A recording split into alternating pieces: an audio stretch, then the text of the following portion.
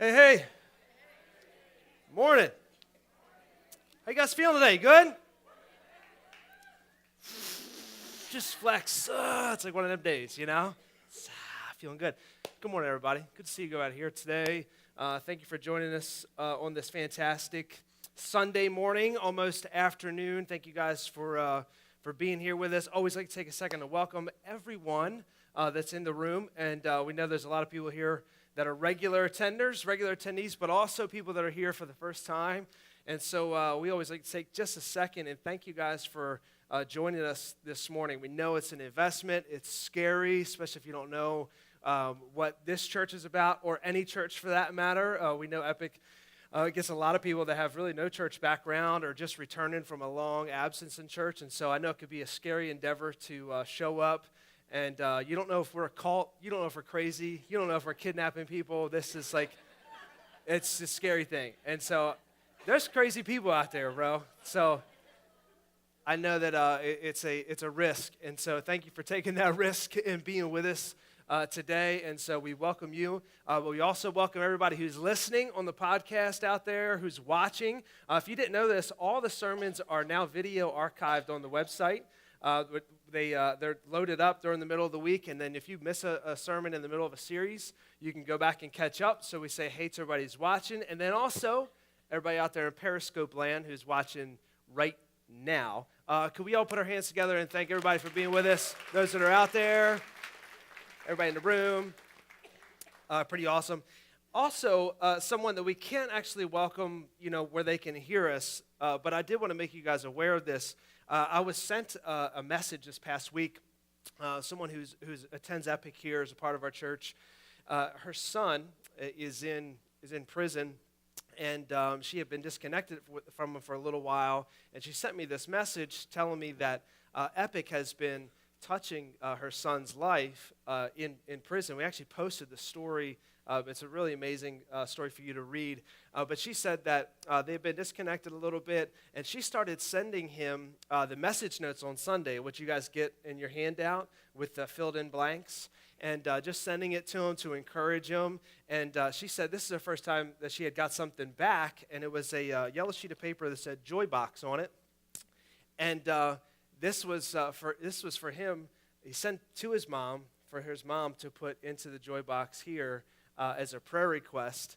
And I think the message that came with it was that she couldn't open it. It was just for the box. And so she brought it to me. She's like, I don't know what it says, but here you go.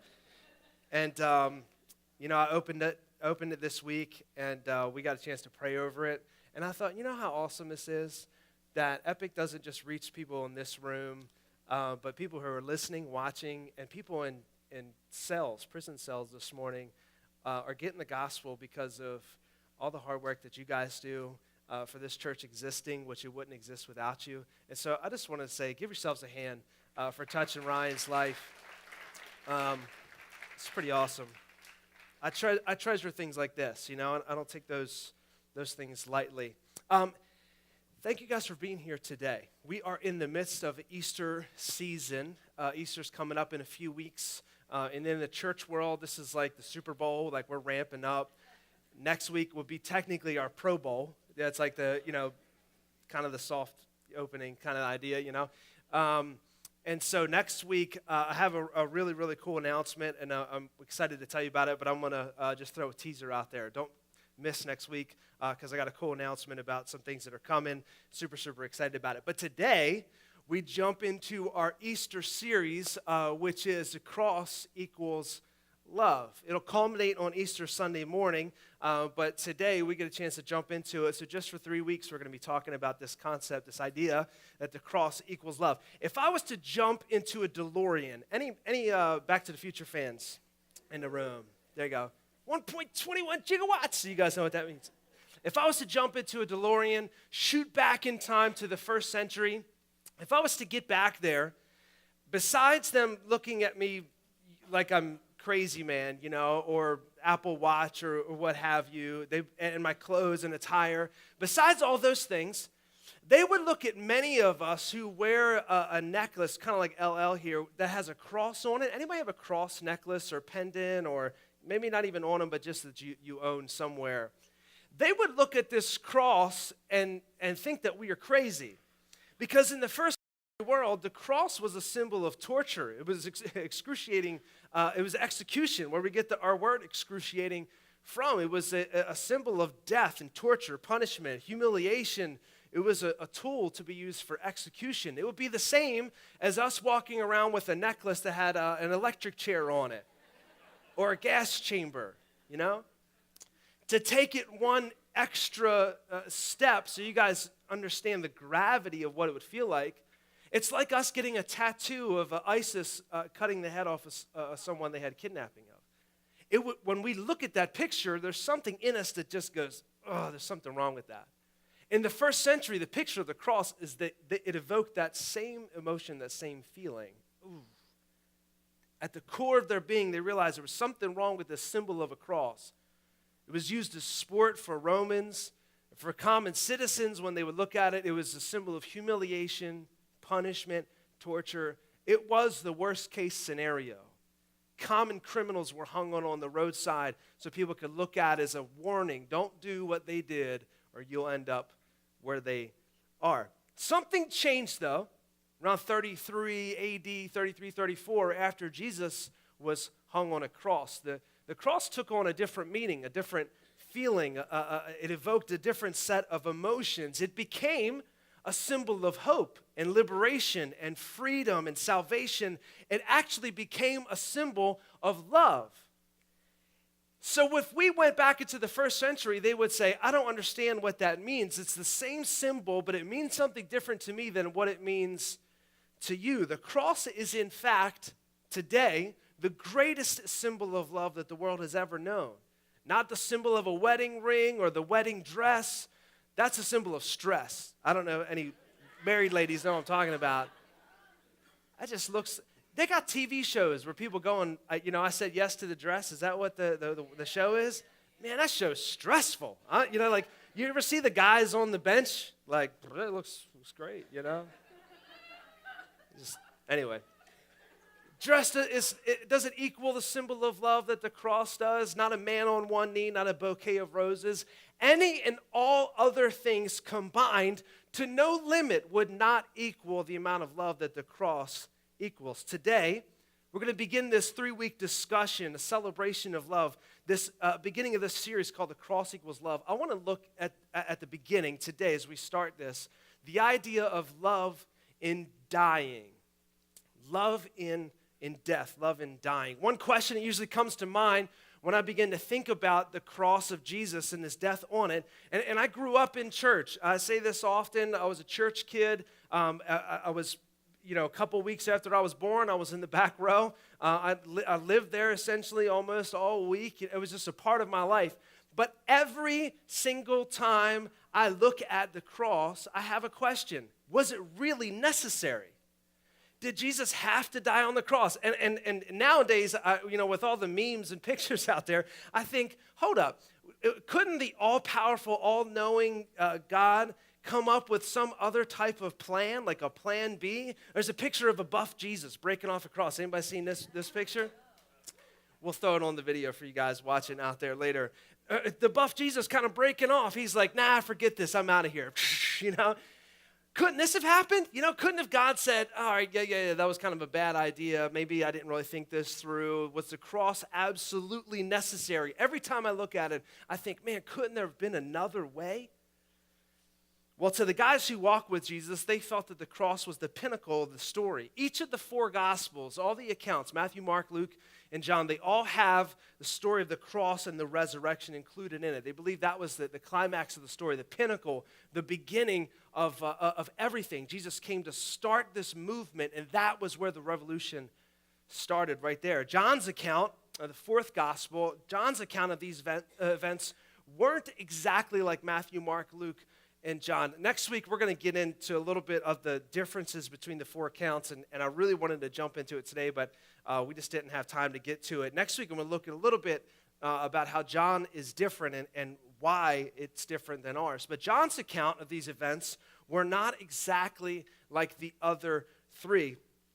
If I was going to start a movement, and it was made of lies. There's a lot of people that believe that the scriptures are compiled of people, and it's kind of one big political trick to keep the population quiet and all that stuff. If I was going to make a holy set of scriptures that I wanted to dupe everyone with, I would cross-check all my facts and make sure everybody's story lined up, right? Wouldn't that be the smart thing to do?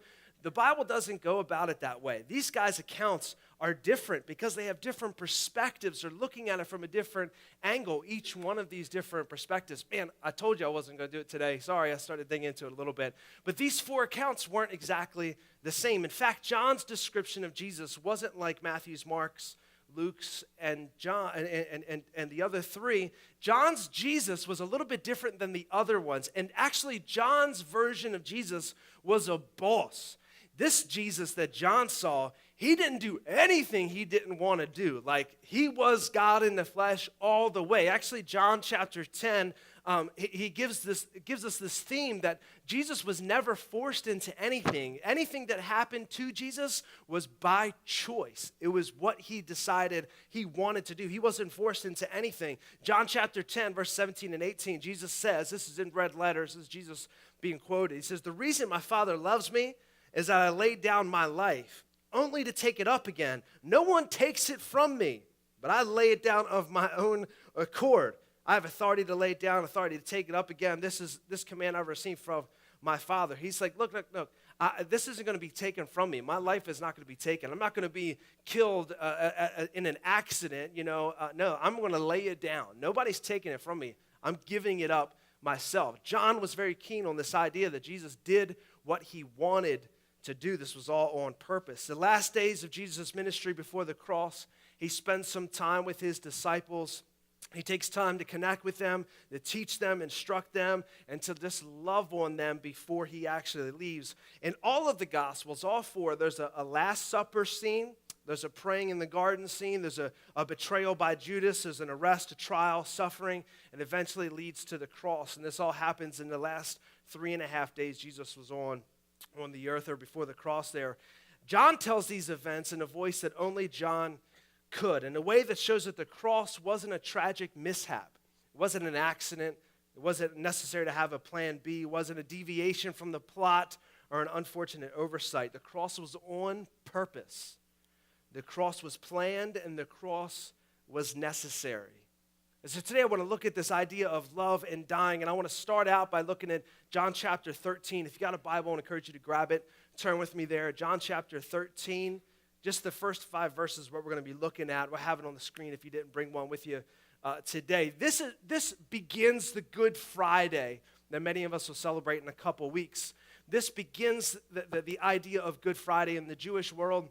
Their days were from sunup to sunup or sundown to sundown, not like ours are from 12 midnight to the next 12 o'clock. They began when the sun went down. That was like the beginning of their day. And so this begins the Good Friday. Let me read it for you. John chapter 13, starting at the first verse. It says, "It was just before the Passover festival." So it's probably about Thursday evening-ish they entered this room. Jesus knew that the hour had come for him to leave the world and to go to the Father. Having loved his own who were in the world, he loved them to the end.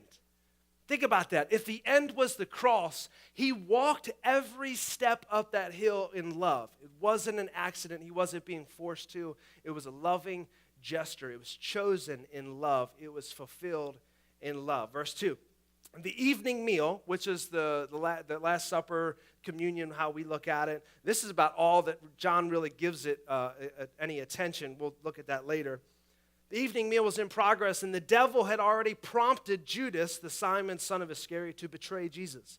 Jesus knew that the Father had put all things under his power, and that he had come from God and was returning to God. So, if we were to pause right there and not finish that sentence, not go any further. If I were to fill in the blank, Jesus is sitting at the table, he's eating dinner, he's chilling. One of them in the room is already entertaining whispers from Satan himself, right? Jesus knows that this is happening, and then it says, now Jesus knows that he's been given all power on heaven and earth. So, if I were to fill in the blank, I'd have Jesus kind of levitating, like he's got all power, right? Lightning bolts come out of his eyes and zap Judas into just ashes, like He turns into Cyclops somehow. I don't know. That's kind of how I see it play out. His Wolverine claws shoot out, and he slices the bread for the Last Supper in threes, like, ta, ta, ta, like.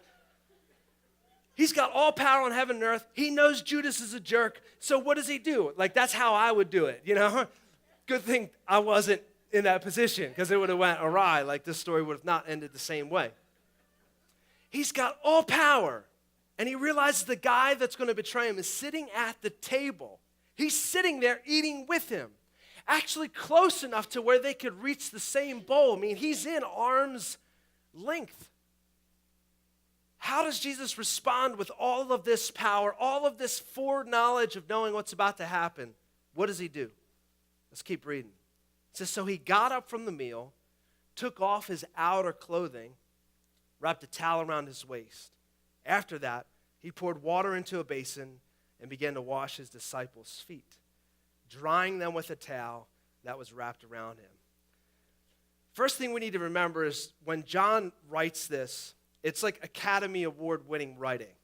Every word that John uses is purposeful. There's so many variations and types and shadows that John lays out when he's writing. He creates the suspense that only the reader knows all the different parts of the story, but the people in the room don't know what's happening. It says, hey guys, let me tell you a story. The guys in the room, I was sitting there. I didn't really know it, but the devil had already talked to Judas. I mean, it was crazy. We were totally unaware. And also, Jesus knew this. Jesus knew that he had all power on heaven and earth. I mean, this is all happening at the same time, but the reader knows it, and the people in the story don't know. It's kind of like when you're watching a movie and you're saying, he's under the bed. Don't go in there, right? Like, you're just like, you're such an idiot. I don't know why I watch these movies. This is what's happening. They're like, the reader's hearing it. They're on the edge of their seat, and they're thinking, oh my goodness, like the devil has already talked to the guy in the room, and Jesus knows it. Like, what's he going to do? How's he going to respond? How's he going to react to this? This literature that John is writing, it's a piece, it's a story. It's got suspense and drama and irony and types and shadows layered all throughout. Think about this, one that we don't have much time to get into, but it says they entered the room in the light. It was light time. It was daytime out there. At the end of this chapter, it says Judas leaves, and it was dark. It was speaking of Judas's condition himself, also the physical, how it was outside. Judas comes in the room, and he's in the light, and he goes out of the room, and he's now in darkness. He's accepted what Satan told him to say. This is the way John writes it. It's so deep. It's so amazing. There's so many layers to this. When Jesus stands up from the meal, it says he takes off his outer garment and lays it to the side. What John is showing us is a couple different things when Jesus does this action. There's some deeper meaning behind it. It's not just taking off his coat. The first thing he shows us is that Jesus is laying down his divinity. All power is given to him, and then he takes it off and lays it down. All divinity that he had, he laid it down. As the King of heaven, he removes his royal garments and lays them to the side. He willingly sets his title aside, his power aside, his holiness aside. Everything that was rightfully his, he lays it down and he takes it off. Second thing that John is insinuating here when Jesus takes off this outer garment is a nakedness. Part of the shameful expression of the cross was Jesus being naked. Have anybody ever grew up in a Catholic environment or seen a Catholic cross? Jesus is usually hanging with a, kind of just a loincloth or some type of small sheet on here. That was part of the humiliation of Jesus being hung for all to see. He's strung up on this cross, and he's pretty much naked. It was a humiliating experience. It was a humiliating scene. Part of this was not on accident. This humiliation of being naked was not on accident. That he had to endure at the hand of these vile soldiers. John tells us that he did this to himself. He took off this outer garment and he laid it down, bare, vulnerable for all his 12 disciples to see, eventually for all the world to see. He did this to himself voluntarily. He exposes himself, becomes weak and vulnerable to the people around him, uncovered. It says he takes off this as a willing participant. Remember, to John, nothing that was done, that was done to him. Nothing was done to him. John says that Jesus did this to himself. He wasn't embarrassed to do this. It was by choice that he strips off this outer garment. The third thing that John is showing us is this position of a slave. We must remember in this time, another person, a host of a house, did not do this act of washing someone else's feet by themselves. They would perhaps provide a basin of water for their guests to come in and wash their own feet, but they didn't wash their feet. Did we have any water? Did we get that pitcher of water? I want to show you guys something in just a second. A host, when a guest would come in, they wouldn't wash the feet of the guest. They would just provide this thing for them. In extreme cases, the host would wash the guest's feet. Most times, there would be a slave of the house or the thank you very much. It's iced down too. Any volunteers? The homeowner would provide this. In most cases, in the area, the estate of the house would have a slave that would be tasked to do this when guests would arrive. They would come in from long travel. Remember, they walked everywhere they went. The roads were being shared with animals. And so the roads, the dirt that they would walk down was mixed with the feces of donkeys and lambs and sheep and any other type of animals that would be wandering around, chickens, I would imagine. So they would come in from this long journey, and their feet would be all, you can imagine, as disgusting as you can picture. I'm sure their feet were this way, and they would sit down, and the slave of the house would probably remove the sandal, begin to step down, pour water over their feet, and wash all of this off. Jesus is either acting in an extreme case as the host, or he's taking on this position as a slave to his disciples. A few short verses, if you know the story, Peter actually refutes this. This is not going to happen. He refuses to let Jesus touch his feet because he knows that Jesus is not a slave. A couple chapters before this, he declares, he's like, man, you're the God in a bod. You know, like you're here, like that's you. Like there's no way I'm going to let you touch my feet. It's not because he had, like anything going on down there, some rough feet or some rough toenails. Like it wasn't any of that stuff. Like, no, you don't want to touch these. He was like, no, you're not a slave. Like you are actually the king of the universe. Like I should be washing your feet, not the other way around. Jesus has a little discussion with Peter, and he's like, no, it's actually not going to work that way. If you don't let me do this, you won't have part of my kingdom, which is, man, another discussion we could go down altogether. He says, Jesus, you are no slave. You're the king of the universe, the Messiah, the Christ, the one who has come to reconcile all things. All power has been given unto you on heaven and earth. You're the one who's come to take the sins of the world. You're not a nameless, faceless slave that just disappears after his duty is done. But Jesus, with all power given to him, decides to take this place as a servant. He removes his robe, his dignity, sets it to the side. He gets on his knees and begins to wash the feet, the dirt of miles and miles of travel off of their feet.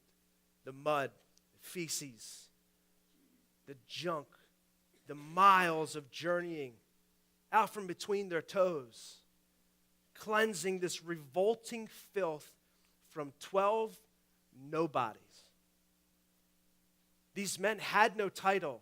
These men were of no importance. So Jesus comes to serve everyone. He became a no one to serve everyone. Peter, he was a fisherman with a severe anger issue. These two brothers, called the sons of thunder, they were power hungry. Matthew, a former mobster, crook, tax collector. Thomas, as we all know, wouldn't believe anything unless it was right in front of him. Nathaniel, who was a racist. We learned it in the first chapter of John. Nathaniel was like, from over there? Man, those people are nothing. Nothing good can come out of that town. Nathaniel, a racist. How scandalous for Jesus, the King of the universe, to kneel down and wash the feet of these guys. Let us not forget who else was at the table. Judas himself. The greedy, crooked betrayer Judas, who was already plotting to sell Jesus out for about 2 monthly paychecks. That was about how much money he got. About 2 months, maybe 3 months worth of earnings Judas traded Jesus for in that silver. He was entertaining whispers of Jesus' archenemy, even the leaders of the church who were trying to find fault in him. He was already entertaining whispers from them, full of greed and entitlement and selfishness, vanity, pride, fear, and weakness. This man had to let Jesus wash his feet. Can you imagine with me? The betrayer Judas himself, sitting in this chair, knowing what's going through his mind, thinking about how he's going to make all this happen. I got to go talk to this guy. I wonder how long this dinner's going to last. They told me to meet him here, agreed on the price. I could probably spend a little bit of that, give me some new kicks, upgrade on my house, bank the rest for a rainy day. And all of a sudden he comes back too, and there's this man who's been healing people. Just a couple days ago, they saw Lazarus, a dead guy, walk out of a tomb and have to be unwrapped from his grave clothes. Judas saw it. He was there. He looks down and sees that very man, no shirt on his knees, washing his own feet. Can you imagine Jesus looking up at you in that chair? Can you imagine Jesus who was telling him, hey guys, I'm actually going to go to the cross. They're going to kill me, but don't worry about it. I'm going to come back to life in 3 days. Man who steps in front of Lazarus' tomb and says, God, this isn't for me. This is so that everybody else will know. Lazarus, come forth. The one time in the funeral procession, there was a dead boy and a grieving mother, and he says, oh no, don't worry about it. He's just been sleeping. The boy wakes up. Judas saw that happen. That man, now with his shirt off laying to the side, is looking up at him with the most humble of eyes. Can you imagine that?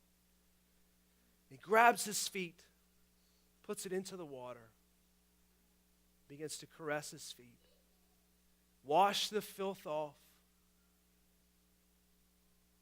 puts the left foot down, grabs the right foot.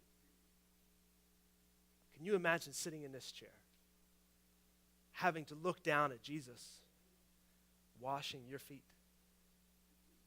He sits the right foot down, and then he grabs the towel which he had wrapped around him. He says, give me both of them, give me both of them. This wasn't a fly-by washing. He didn't have a squirt bottle and just say, hey, just rub it in, you'll be fine. No, he grabs them and he washes them clean, and he has a towel and he says, hey, give me both of them. Let me dry these things off for you. Can you imagine Judas having to sit through that agonizing 3, 4, 5 minutes?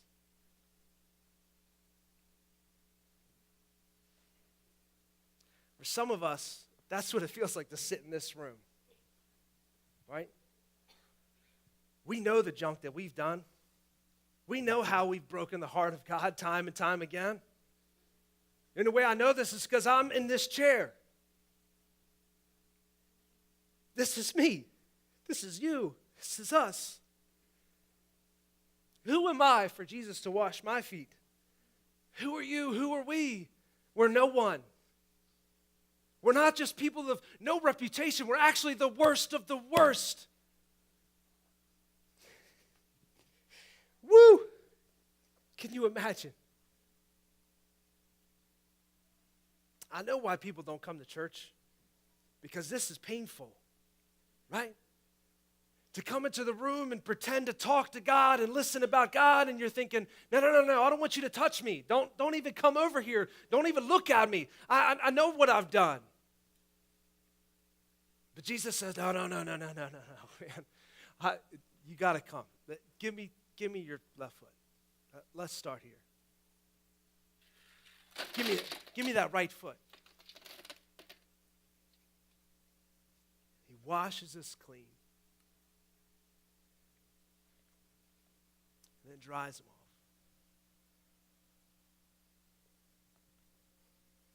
I can imagine sitting in Judas's chair because I am Judas. I have betrayed him. I have sold him out time and time again. I knew what was right and decided not to do it. I knew what was wrong and I decided to go for it anyway. But Jesus washed me clean. He washed you clean. And he wasn't forced to. He wasn't duped into it. It was by choice. He laid it all down to serve us willingly. He became a nobody. He became a no one to lead everyone. He came to show us the way. He gave us an example to follow. At the end of these events, this scene, Jesus even tells them later on in John 13, he says, now that I, the Lord your teacher, have washed your feet, you should also wash one another's feet. I've set for you an example, and you should do as I have done. We take that literally, where foot washing is a thing that happens in churches. I just want to take it just kind of at face value, if we could.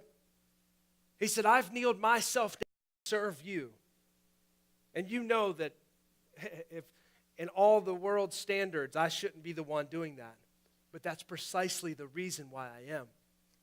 He leads us and gives us an example to follow. It's an example of love, and it's an example of service.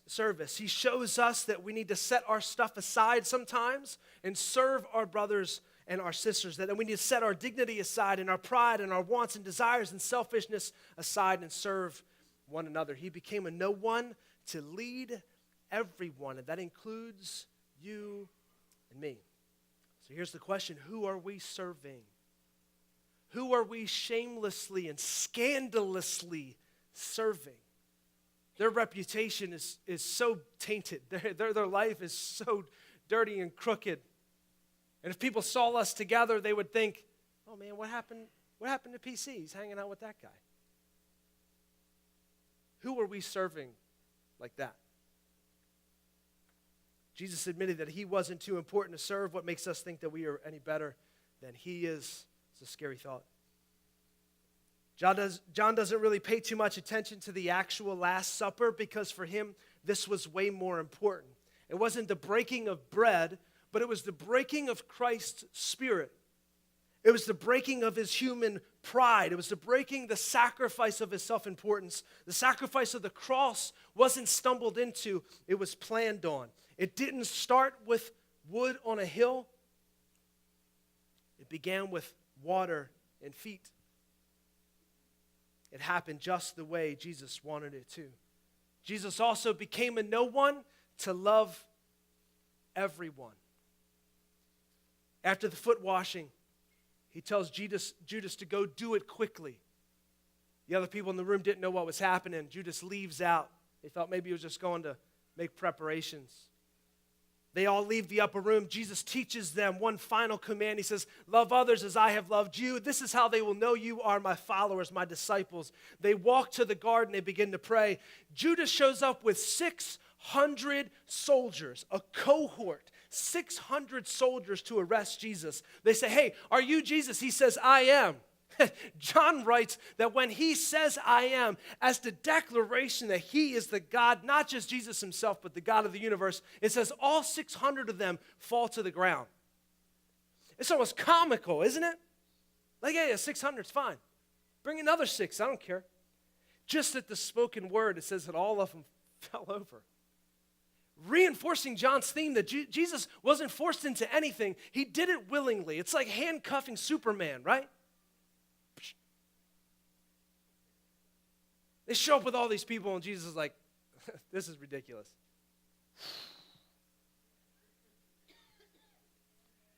They take him to be tried. They convict him as a heretic, as a traitor of Caesar. He's scourged. He's stripped publicly. He's given a cross to carry. He's nailed to it. And as an embarrassing spectacle, he's hung for all to see. Like a common criminal, Jesus is hung. for public eyes. But it wasn't nails that held him to the cross. It was love. It wasn't thorns that made him bleed. It was his love for you, for me. It wasn't chains that held him to be beaten. It was love. It wasn't a requirement that Jesus had to step down and wash dirty feet. It was love that had him there. Why did Jesus die on the cross? Because he chose to. Because love compelled him to. He died so we could live. Did you know that God loves you unconditionally? Not if you do all the right things, God's love is there. No. He made a covenant to love you unconditionally. Regardless of what you do and where you are, his love for you still comes unconditionally. You may be thinking, yeah, I've heard that, PC, and I don't know if I believe that. I haven't really paid attention to it. Or, man, you don't know my life. I haven't really lived in a way that would warrant God's unconditional love for me. But let me tell you this. The cross was not a mistake. His humiliation was not a mistake. He became a no one to love everyone, and that includes you. That includes me, and that means unconditionally. A covenantal love. That no matter your response, no matter your reaction, his love is constant. You may be thinking you need to earn his love. You may be thinking you have squandered it in some way. If you'd be thinking that, you would be wrong. One of my favorite movies, it's called Man on Fire. It's got Denzel Washington in it, if you've ever seen it. He plays a bodyguard who's hired to guard this girl. Is played by Dakota Fanning. They live in, I believe it's Mexico City. And there's a string of kidnappings of prominent American children for ransom. So the family hires Denzel's character, Creasy, to guard this girl. But she is eventually kidnapped in the story. Spoiler alert, I'm going to show you the ending. Sorry. But there's a situation where he tracks down all the people, and he eventually gets in contact with the head guy of the ring of kidnappings, and they organize an exchange. He says, I'll exchange myself if you let her go. And this is how it plays out. I want you to watch it. Check this out.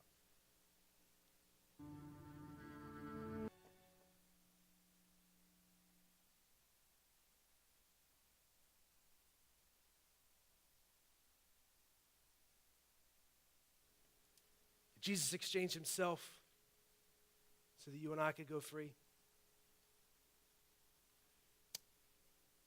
And I kind of picture these moments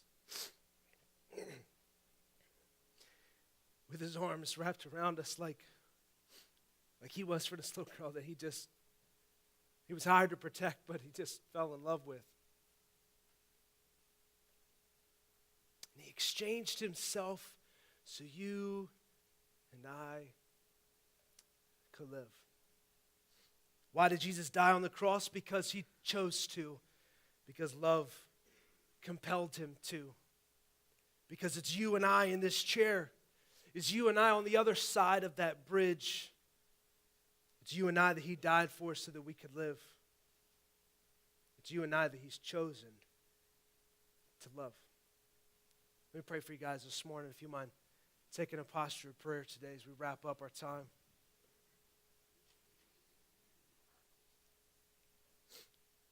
This morning as we wrap up, as we start this series, the first thing I want to do is give each of us an opportunity to receive that love. Maybe for the first time, or maybe just to renew it. You say this morning, Pastor Chris, I've never really accepted God's love because I didn't really think I was worthy. I thought I was the worst of the worst. If God knew what thoughts were going through my mind, there's no way that he would love me. If God saw all the things that I had done, there's no way that he would have loved me.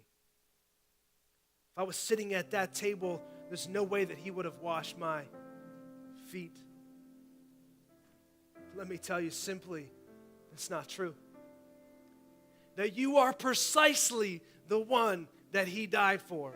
You are precisely the one that he chose to get on his knees, undignified and cleanse. Starting at the filthiest place possible. Today I want you to know that it's true. That he exchanged himself so that you and I could go free. We have learned through Scripture that all we need to do is just believe that in the simplest way possible. Confess it with our mouth. Something amazing happens in us. Beneath the surface, it says that our hearts change. We become brand new creations.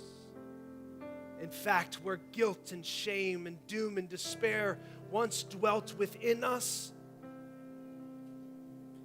becomes evicted. And in our hearts, the Spirit of God comes to reside with all freedom, hope, and love.